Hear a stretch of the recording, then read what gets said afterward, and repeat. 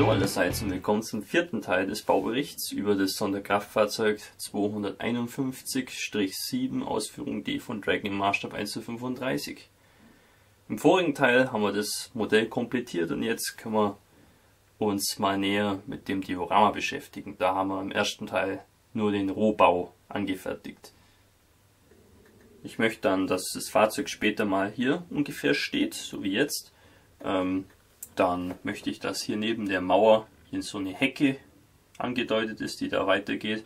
Und vielleicht auch hier hinterhalb von der Mauer, dass da eine Hecke ist. Da möchte ich ja ziemlich viel Schlamm haben. Jetzt habe ich hier noch einen ziemlich großen freien Fleck. Den würde ich noch gern füllen. Auch mit einer Hecke. Und ja, ich dachte mir, so ein Telegrafenmast ist vielleicht auch keine schlechte Idee. Weil man dann einfach hier nochmal so ein höheres Element hat. Finde ich eigentlich ganz schön, wenn das Diorama einfach so mehrere Stufen hat. Von der Höhe her, das sieht visuell eigentlich recht interessant aus, wenn man das dann sieht.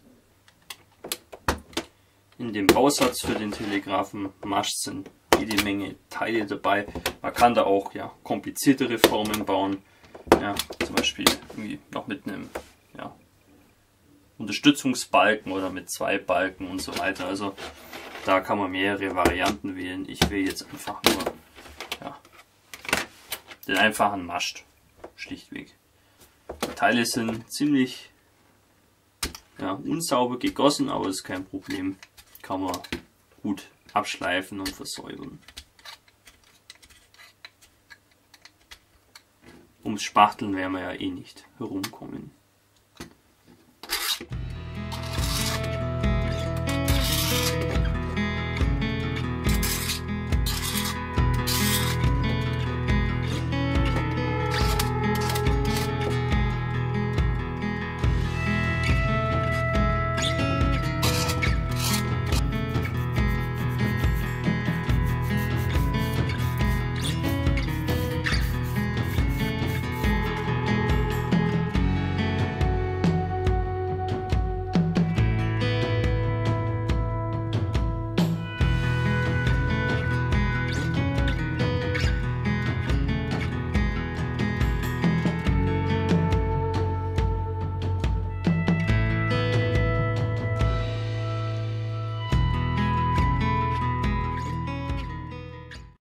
Der Mast aus 2 Teilen besteht, müssen wir den noch ein bisschen verspachteln. Dann nehme ich immer sehr gern von Revell den Plasto her, der geht eigentlich ziemlich gut. Und mit dem Q-Tip kann man das da ein bisschen glatt streichen. Man kann auch gern den ganzen Mast einstreichen damit und dann nochmal grob abschleifen und dann hat man auch wieder eine schöne Holzstruktur.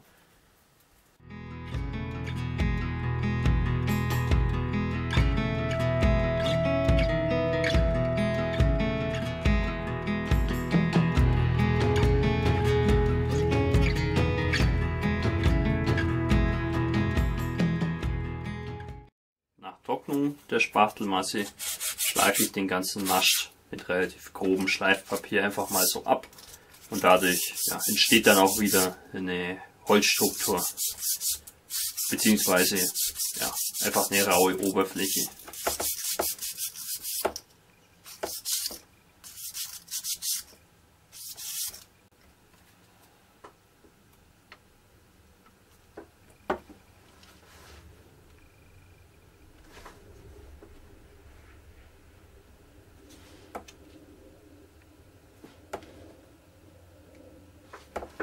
Kommen wir jetzt mal aufs Diorama zum Sprechen. Im ersten Teil vom Baubericht haben wir das soweit schon mal zusammengebaut und vorbereitet. Da ist jetzt schon eine Schicht Modelliermasse drauf und da entstehen ein paar so Risse, die ich nicht so schön finde. Deswegen müssen wir da nochmal eine Schicht Modelliermasse auftragen. Haben wir noch genügend. Bei der Gelegenheit können wir auch den Telegrafenmast hier einarbeiten und die Straße sollte ich auch nochmal nachbearbeiten, weil das Halbkettenfahrzeug da nicht wirklich schön drauf steht. Deswegen tragen wir da mal nochmal eine satte Schicht auf.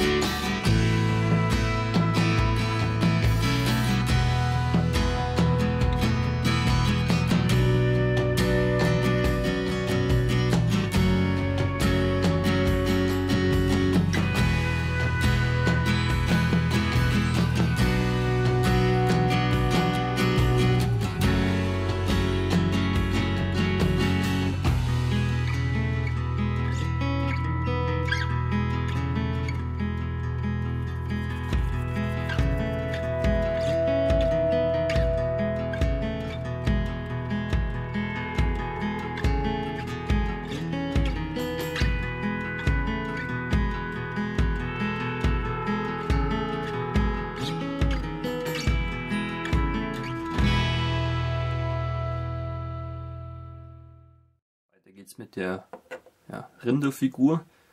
Da machen wir es jetzt genauso wie mit den anderen Figuren auch. Bevor es ans Lackieren geht, bohre ich da mal ein Loch rein und klebe dann Draht ein, damit wir das besser halten können.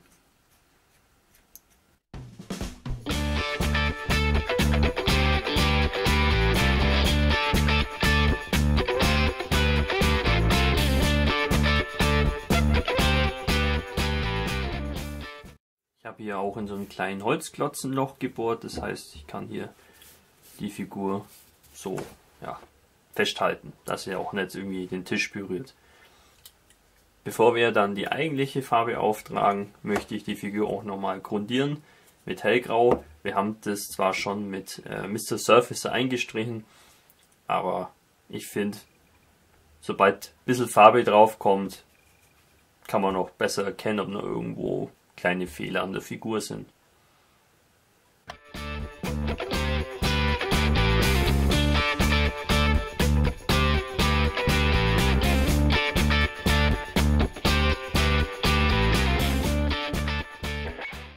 Offenbar haben wir beim Spachteln und beim Schleifen gute Arbeit geleistet. Ich kann da jetzt keine Fehler entdecken, deswegen können wir jetzt mit dem eigentlichen Farbauftrag beginnen.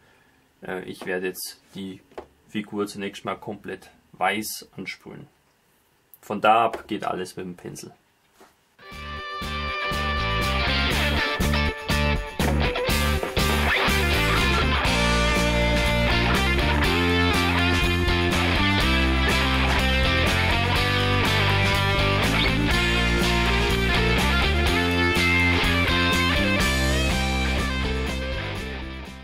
Das schwarze Muster vom Fell male ich jetzt mit dem Pinsel auf. Dazu verwende ich jetzt Matt 8 Schwarz. Warum jetzt die Reihenfolge? Ja, ist einfach so, dass man sich leichter tut, mit schwarzer Farbe auf weiß zu malen, wie mit weißer Farbe auf schwarzem Untergrund. Also, ja, ist einfach nur, da ist die Deckkraft einfach viel besser.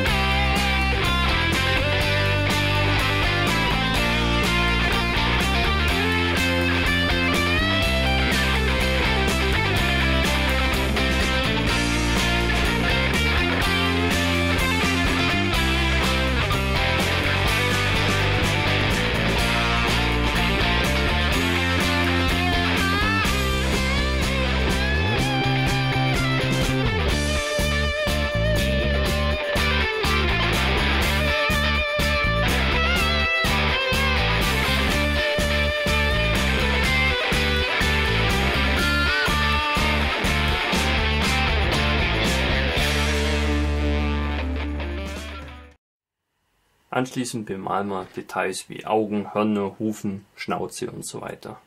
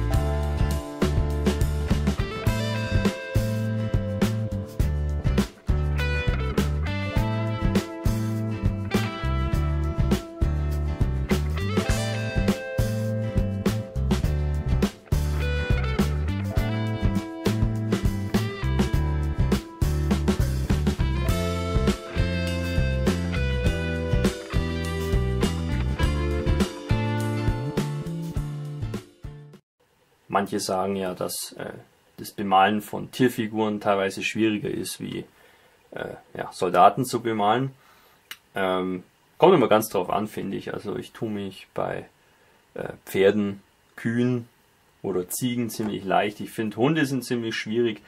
Oder auch, kommt zwar selten vor, aber irgendwelche Raubkatzen, ja, Leoparden und so weiter. Klar, da hat man ein bisschen mehr zu tun. Damit unserer Muhkuh später beim Wasch auch nichts passieren kann, versiegle ich das noch mit mattem Klarlack.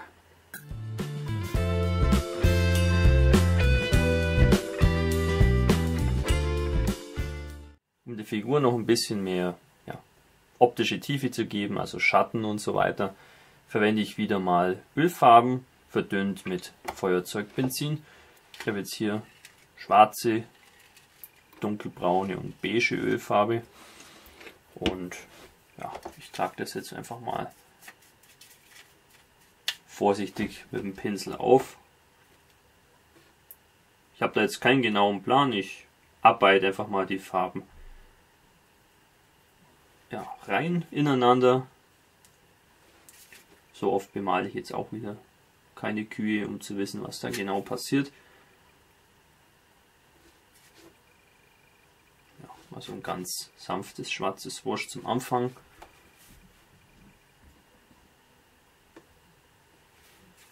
Das Schöne ist ja bei dem Feuerzeugbenzin, dass es so schnell trocknet, deswegen können wir da eigentlich ohne Pause da weiterarbeiten. Also mir gefällt es schon mal bei dem schwarzen Wash sehr, dass die weißen Flecken ein bisschen abgetönt werden, ein bisschen dunkler werden, dass der Kontrast nicht mehr so stark ist.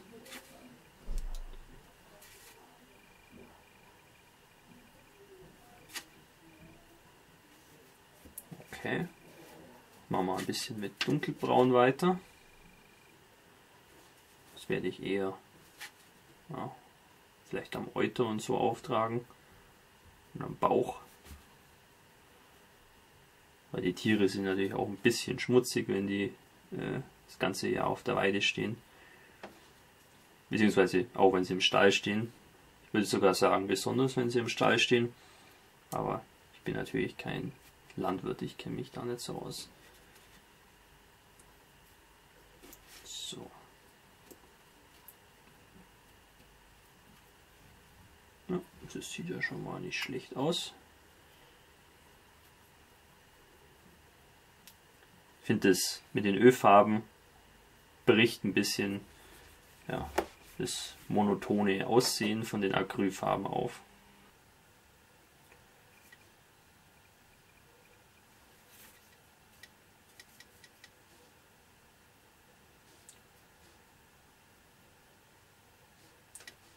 Ja, die beige Farbe, die trage ich wohl wieder über alles auf. Dadurch bekommt das Rindviech ein bisschen ein verstaubtes Fell.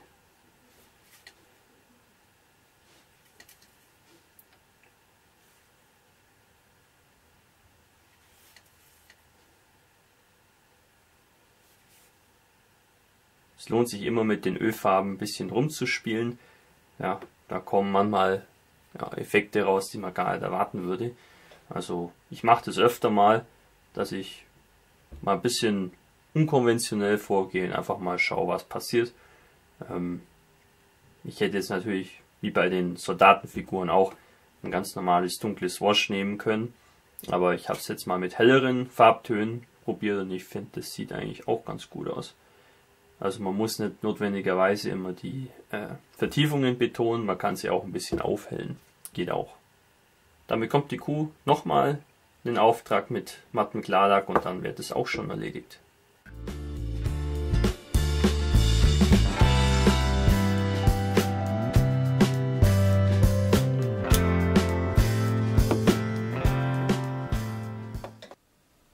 Die Kabel der Oberleitung stelle ich am liebsten mit gezogenem Guissage dar.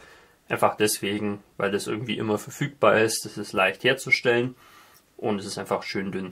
Also da nimmt man einfach von dem alten Guissage hier so ein Stückchen geraden Plastik-Guissage und der wird dann mit einem Feuerzeug geschmolzen und dann eben auseinandergezogen, wenn er weich ist. Und dann kriegt man da so schöne Plastikfäden hin. Ich würde jetzt dafür kein Teelicht nehmen, weil, wie ihr seht, da braucht es nur eine kurze Erhitzung. Da rentiert es sich nicht wirklich, ein Teelicht anzuzünden. Und zum anderen ist, wenn man es über das Teelicht hält, kann es sein, dass es dann schon zu schnell heiß wird. Und mit dem Feuerzeug ist es eigentlich nur schnell erhitzen. Und das war's dann. Ein paar Sekunden. Und es reicht dann. Und dann kann man die Fäden hier schön abschneiden. Und die kleben wir dann als Oberleitung an. Damit dann diese Kabel dann auch schön runterhängen, mache ich das immer folgendermaßen. Ich nehme das so in eine Pinzette und knicke das so nach unten.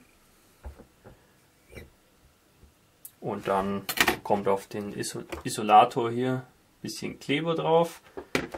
Und dann positioniere ich das.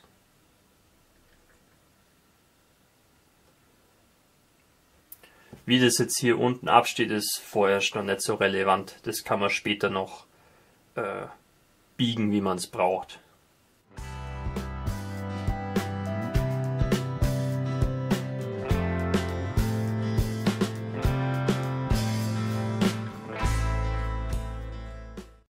Wie man sieht, hängen jetzt dann die Enden von den Kabeln ein bisschen unrealistisch runter.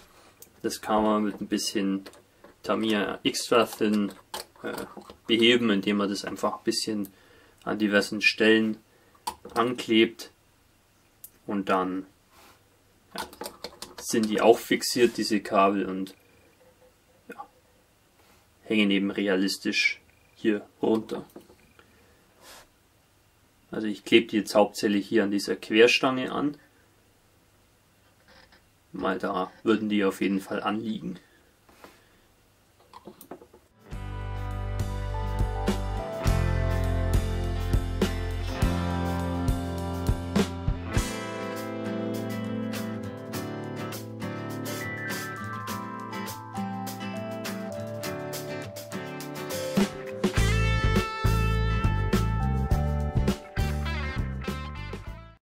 Der Rohbau von Diorama beendet.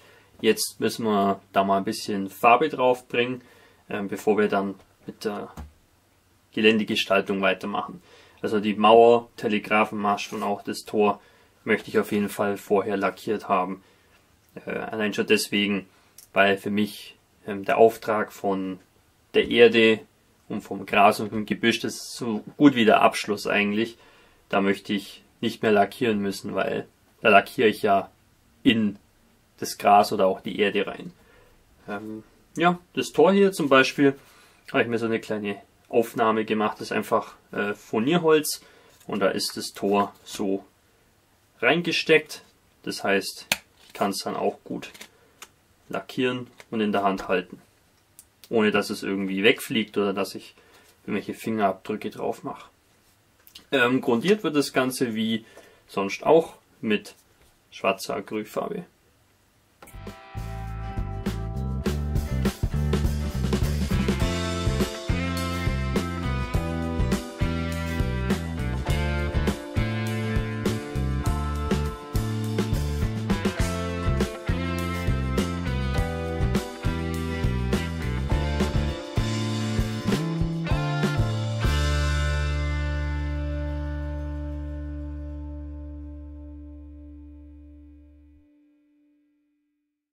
wenden wir uns erstmal der Bemalung der Mauer zu. Die werde ich jetzt zunächst mal mit verschiedenen Grautönen lackieren. Ich fange mit dunklen Tönen an und dann kommen noch ein paar hellere Farbtöne drüber und anschließend werden wir dann noch einzelne Steine individuell lackieren, damit es ein bisschen natürlicher aussieht.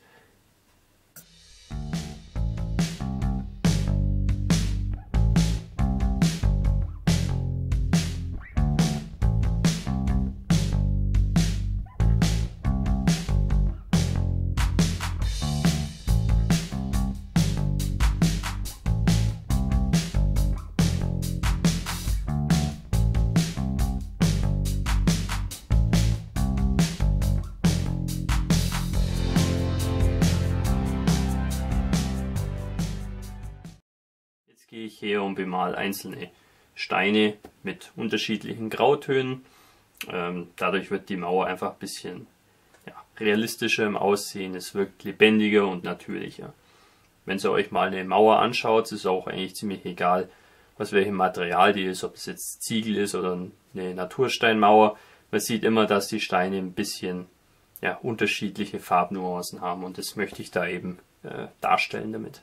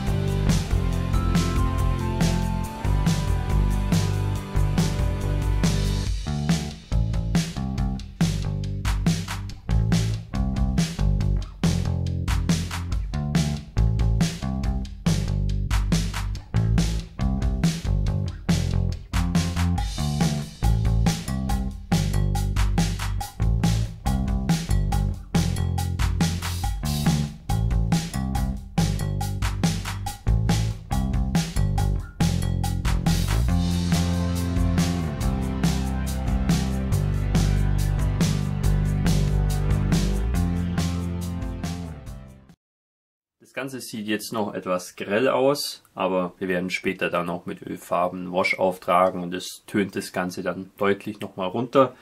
Deswegen muss man da zunächst mal den Effekt ein bisschen übertreiben, damit man später dann noch was davon sieht. Jetzt bemale ich noch die Details der Mauer, zum Beispiel hier die beiden Holzbalken und die Metallstange und auch noch das Tor.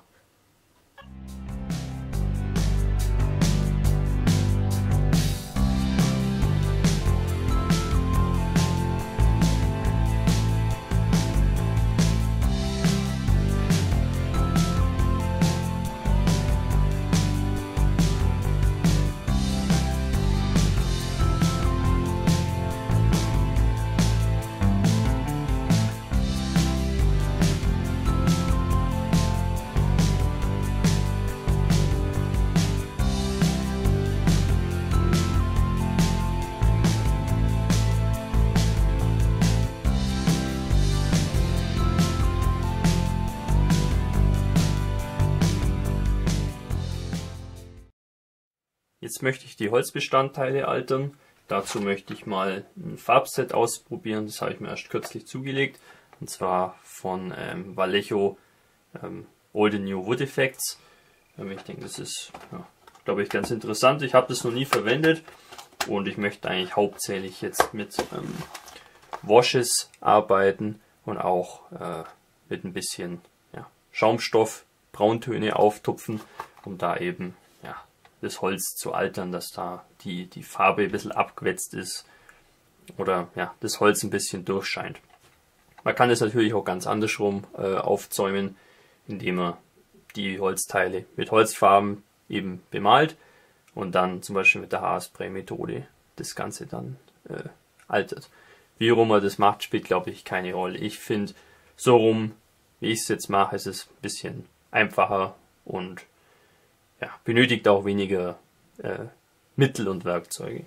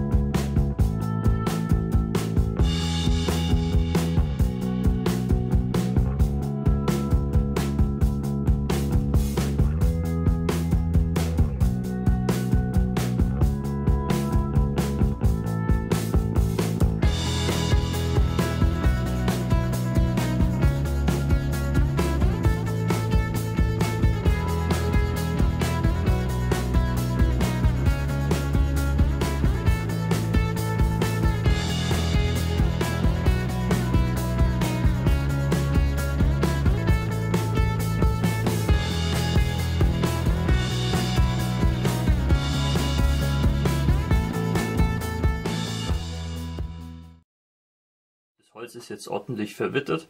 Die Eisenstange behandle ich einfach mit MIG Rust Streaking Effects, also ja, Rostverlaufsspuren. Und es ist wie ein Wash im Prinzip, ziemlich dunkel, und das lasse ich da einfach mal drüber laufen. Das kann ja ruhig stark oxidiert sein. In der Normandie ist ja das Meer nicht weit, also ja, salzige Luft und so weiter zersetzt und korrodiert so Metall ziemlich schnell. Einfach nur so einstreichen, trocknen lassen und gut ist. Jetzt, wo die Mauer und das Tor fertig ist, können wir mit dem Telegrafenmast weitermachen. Bemale ich auch mit dem Pinsel. Den Mast werde ich jetzt mit Revell Matt 87 bemalen. Das ist ja so ein mittelbrauner Farbton. Und später kommt da noch ein Wash drüber und so weiter. Das heißt, es wird dann noch deutlich dunkler und wir können dann den Mast realistisch darstellen. Diese Masten sind meistens irgendwie behandelt, also irgendwie mit Altöl eingelassen oder sonst irgendwie geschützt, damit die Stämme da nicht verrotten, damit die da auch ein paar Jahre stehen bleiben. Deswegen sind die meistens relativ dunkel. Deswegen ja, ich arbeite jetzt hier vom Hellen ins Dunkle.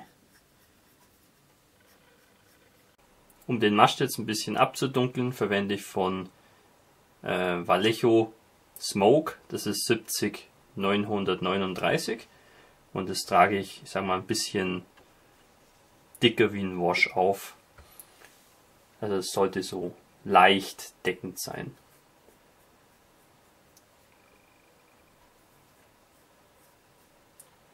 Wie man sieht, das lässt sich eigentlich ganz gut verstreichen. Also die Vallejo Farben kann ich wirklich sehr empfehlen.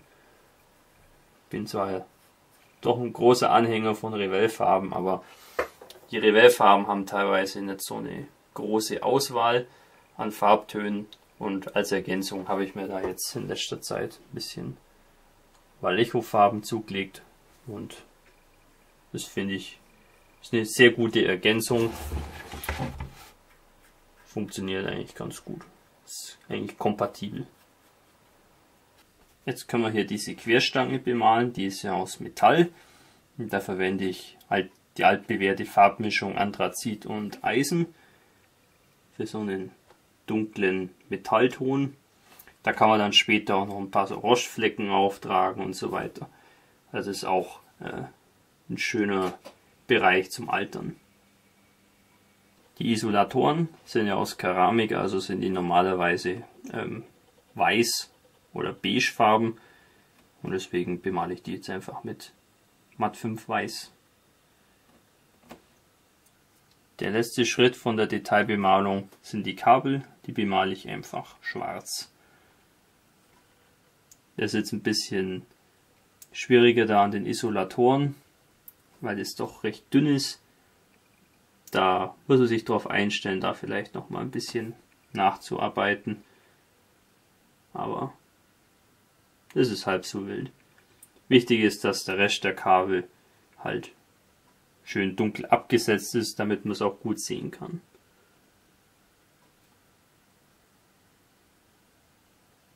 Mauer und Telegrafenmast sind bemalt. Jetzt versiegeln wir das Ganze noch mit bisschen matten Klarlack, damit wir dann beim Wash ohne Bedenken arbeiten können.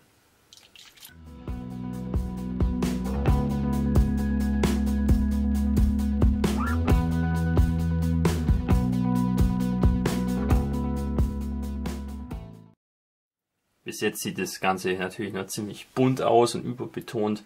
Das ändert dann das Wash, das tönt einfach alles ein bisschen ab, und es werden auch die vertieften Details hervorgehoben, und dadurch sieht es dann einfach realistisch aus. Mache ich wie immer. Schwarze und dunkelbraune Ölfarbe habe ich hier in dem Schälchen, und das Ganze verdünne ich mit Feuerzeugbenzin.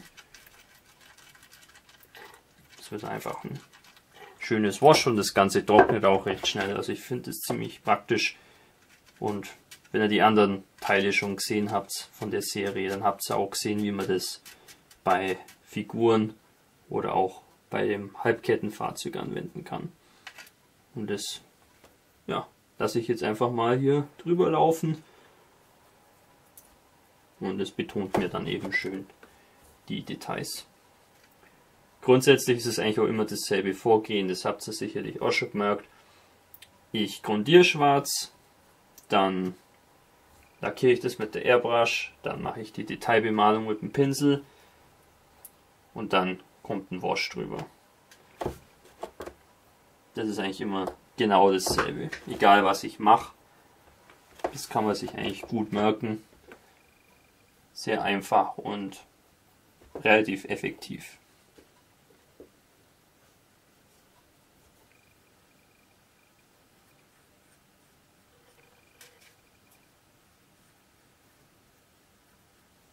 Wenn das Wash ein bisschen stark ausgefallen ist, kann man das auch abwaschen wieder mit Benzin. Das ist relativ einfach. Ich empfehle eigentlich auch immer nochmal mit so einem Papiertuch, was leicht mit Benzin angefeuchtet wurde, da die Oberflächen abzuwischen. Und das Wash, das bleibt sowieso nur in den Vertiefungen. Und die Steine werden dann so ein bisschen wieder gesäubert von der Mauer und dann sieht es auch ein bisschen realistisch aus und auch nicht zu dreckig.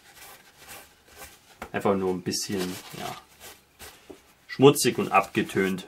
Und das ist eigentlich genau der Effekt, den wir haben wollen.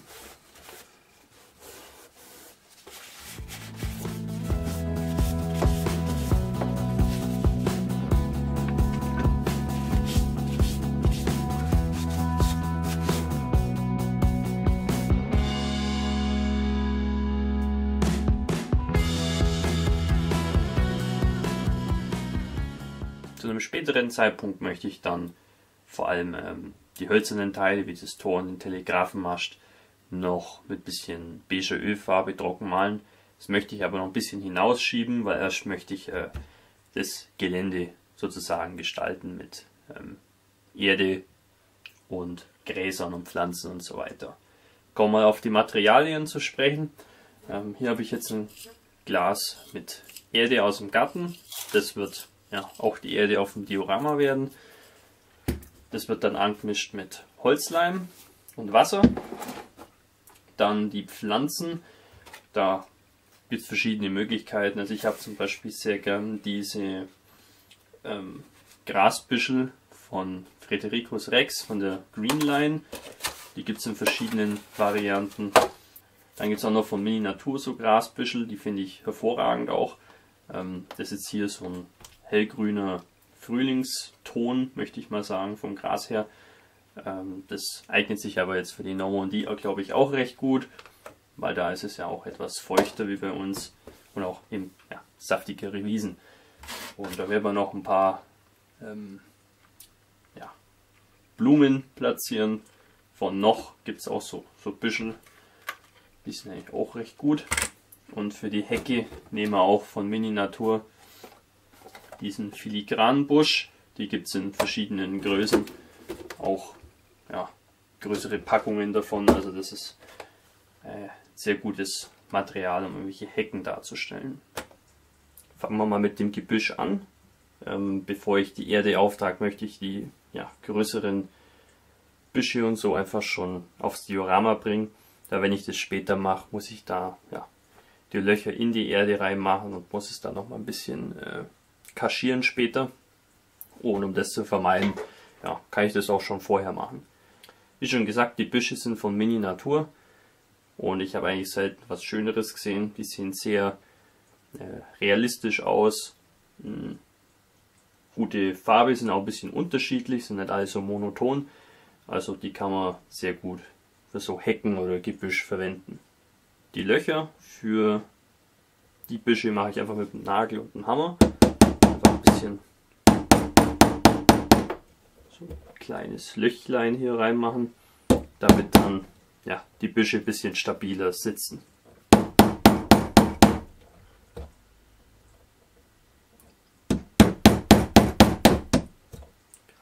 Ich habe jetzt hier mal so ein Gebüsch. Das hat hier so 3 so Stämme und die klebe ich jetzt einfach mit ein bisschen Holzleim in die Löcher hier ein.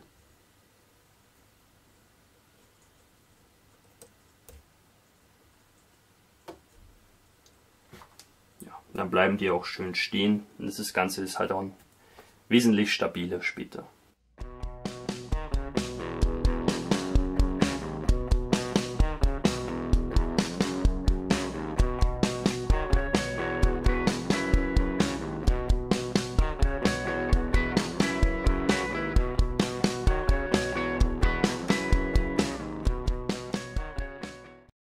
Jetzt kommt die Erde aus dem Garten zum Einsatz. Die rühre ich mit ein bisschen Holzleim und Wasser an. Und ich möchte es eigentlich relativ flüssig haben, damit sich das auch gut verstreichen lässt.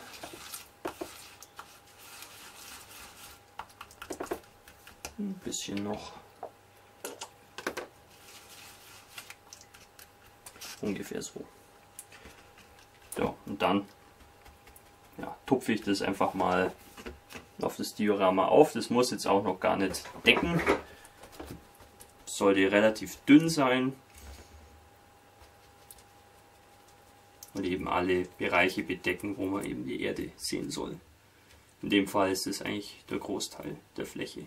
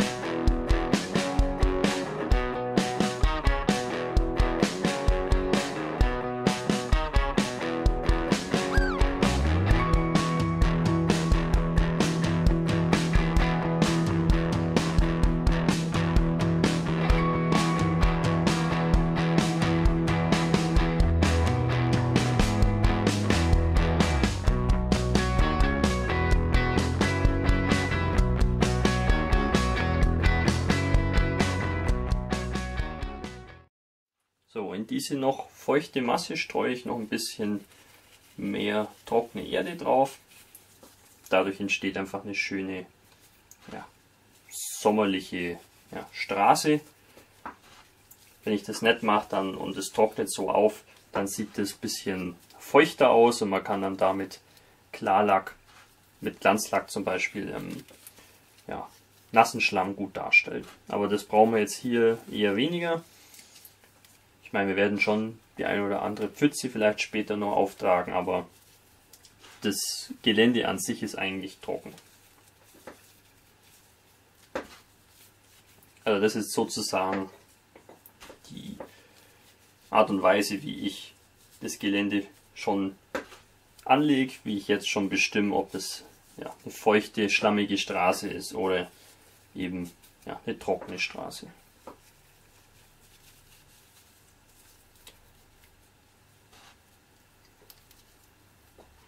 Dann geht es gleich direkt weiter. Wir können jetzt die Kuh und auch das Halbkettenfahrzeug schon platzieren und auch gleich ankleben.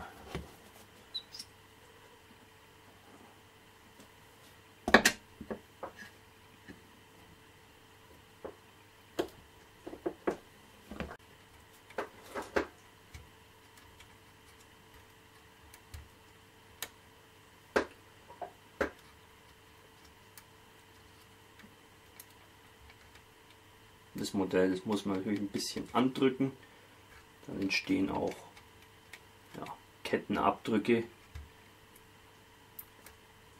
Das ist ja auch nicht ganz unwichtig. Das Halbkettenfahrzeug an sich ist ja jetzt nicht so schwer, dass es irgendwie den Boden komplett aufreißt, aber hier jetzt so kleinere Abdrücke sind sicherlich nicht verkehrt.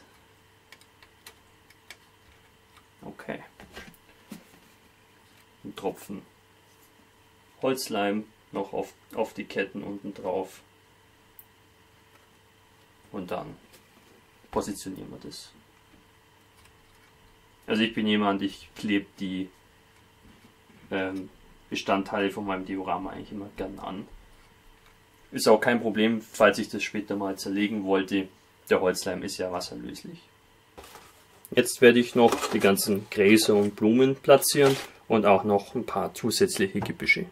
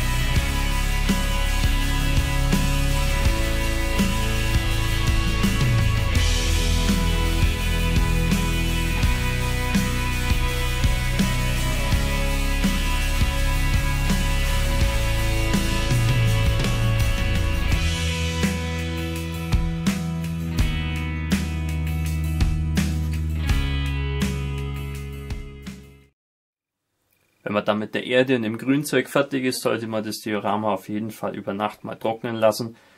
Der Leim an sich zieht ziemlich schnell an, aber um eben sicher zu gehen, dass alles passt, lieber eine Weile stehen lassen. Es kann nämlich passieren, dass kleine Risse entstehen bei der Erde.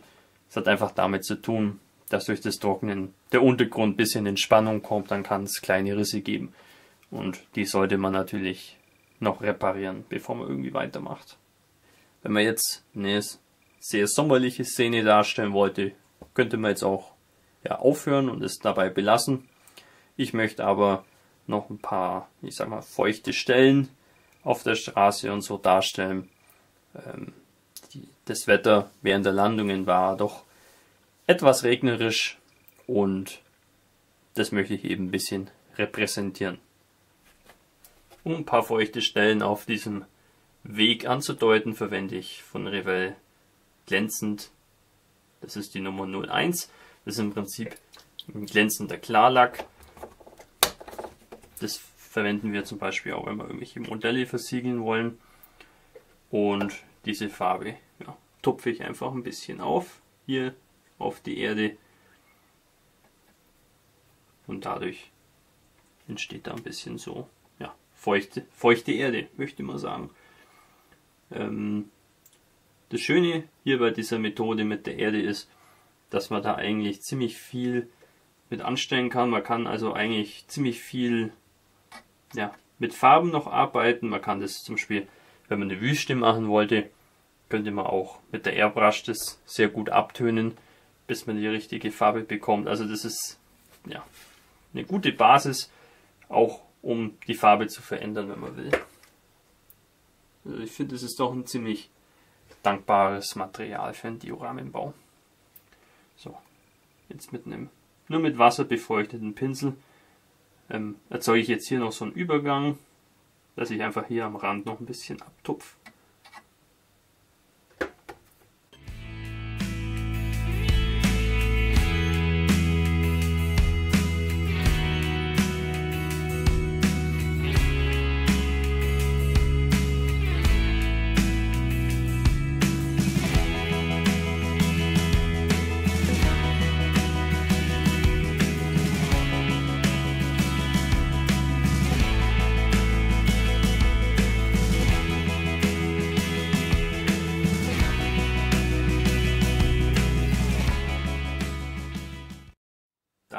Kühe doch etwas mehr Blut enthalten als Menschen aufgrund ihrer Masse, würde ich sagen, dass ich da auch ein bisschen eine kleinere Blutpfütze bei der Kuh auftrage, ganz dezent. Und das machen wir ähnlich wie eben auch schon gerade eben mit dem Glanzlack. Da habe ich jetzt hier von Revell ein bisschen 331 Purpurrot und tupfe ich mal hier ein bisschen was auf und wie vorhin auch mache ich hier einen kleinen Übergang mit viel Wasser.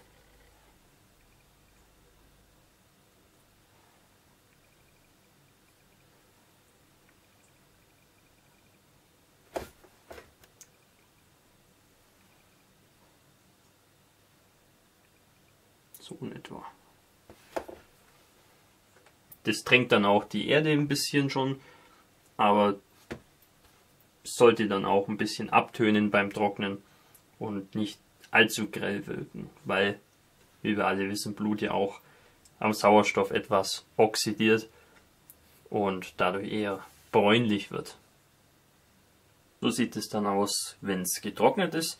Wir haben hier ein paar so, sag mal, Pfützen kann man es eigentlich nicht nennen, aber Bereiche, wo man eben noch feuchte Erde hat von einem vorherigen Regenschauer, der vielleicht 1 oder 2 Tage zurückliegt.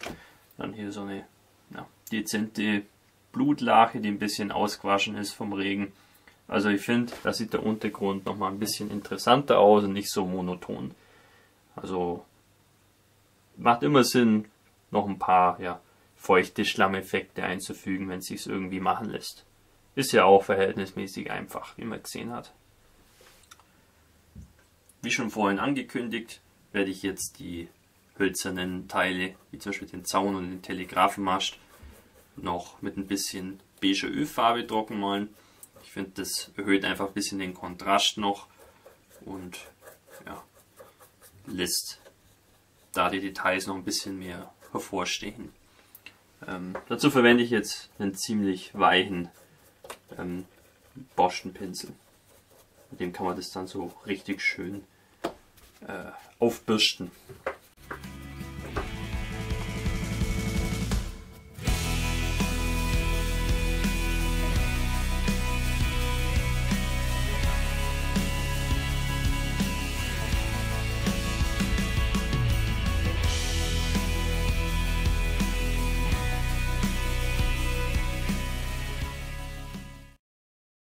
Zu guter Letzt bemale ich noch den Rand vom Diorama mit seidenmatter schwarzer Farbe.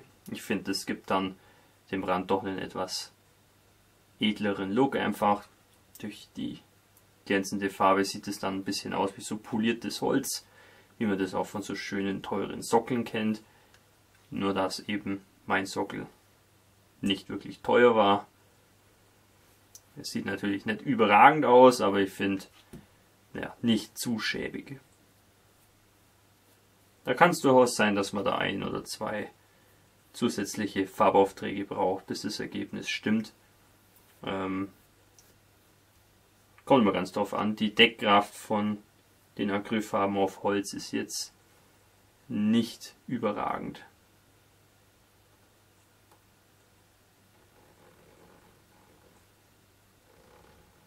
Damit wird das Diorama jetzt tutto completo fertig und das bedeutet auch, dass wir wieder am Ende dieses Bauberichts sind, der sich doch über einige Zeit hingezogen hat aufgrund von kleineren Motivationsproblemen, aber das zeigt einmal mehr, dass für jedes Projekt es den Zeitpunkt gibt, an dem man weitermachen kann und will und man sich eben nicht zwingen muss. Weil wenn man sich zwingt, wird es meistens nicht gut. Und dafür ist mir meine Zeit und mein Geld zu schade. Ich hoffe, ihr konntet was Neues lernen und wenn nicht, vielleicht habt ihr auch ein bisschen Inspiration gefunden. Was auch immer ihr da Positives draus gewinnt, ist gut für mich und freut mich. Ich persönlich bin auf jeden Fall sehr zufrieden mit dem Ergebnis. Es ist auch in etwa so geworden, wie ich mir das vorgestellt hatte. Also rundum eigentlich eine sehr befriedigende Angelegenheit. Jetzt folgen noch ein paar Detailbilder und zu dem späteren Zeitpunkt werde ich dann auch noch ein Video hochladen, wo man noch mehr Details sehen kann. Ich bedanke mich für eure Aufmerksamkeit und für eure Geduld. Wir sehen uns wieder im nächsten Video. Euer Hamika Barkas.